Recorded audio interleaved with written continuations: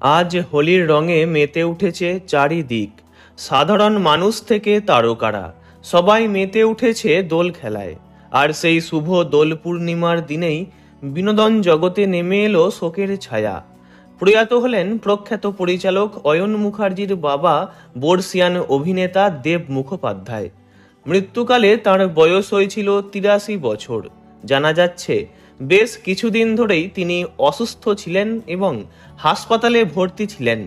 আজ 14ই মার্চ শুক্রবার সকাল 9:30টায় তাঁর প্রয়াণ ঘটে। বিকেল 4টে নাগাদ মুম্বাইয়ের পবন হংস শ্মশানে তাঁর শেষকৃত্য অনুষ্ঠিত হয়।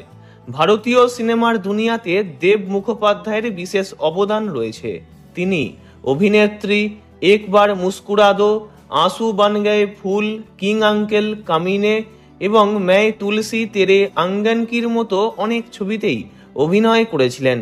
গত বছর দুর্গাপুজো উদযাপনের সময় দেব মুখোপাধ্যায় তাঁর ভাইঝি অভিনেত্রী কাজল এবং রানী মুখোপাধ্যায়ের সঙ্গে উৎসবে অংশগ্রহণ করেছিলেন। তাঁর উপস্থিতি সবার নজর কেড়েছিল।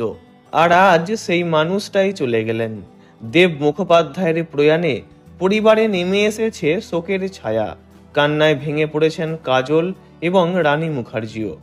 ব্যক্তিগত জীবনে দেব মুখোপাধ্যায় 2টি বিয়ে করেছিলেন। প্রথম বিয়েতে তাঁর একটি কন্যা সন্তান ছিল, যার নাম সুনিতা। দ্বিতীয় বিয়ের পর তাঁর এক পুত্র সন্তান হয়। তিনিই হলেন পরিচালক অয়ন মুখোপাধ্যায়। অয়ন ওয়েক আপ সিড, এ জওয়ানি হ্যায় দিওয়ানি, ব্রহ্মাস্ত্রর মতো বলিউডের অনেক ছবিরই পরিচালক।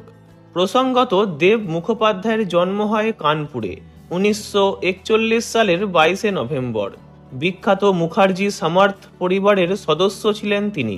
1930 সাল থেকে বলিউডের অবিচ্ছেদ্য অংশ ছিলেন তাঁর বাবা শশধর মুখোপাধ্যায়, যিনি ফিল্মালয় স্টুডিওর মালিক এবং লাভ ইন সিমলার মতো উল্লেখযোগ্য অনেক ছবি প্রযোজনা করেছিলেন।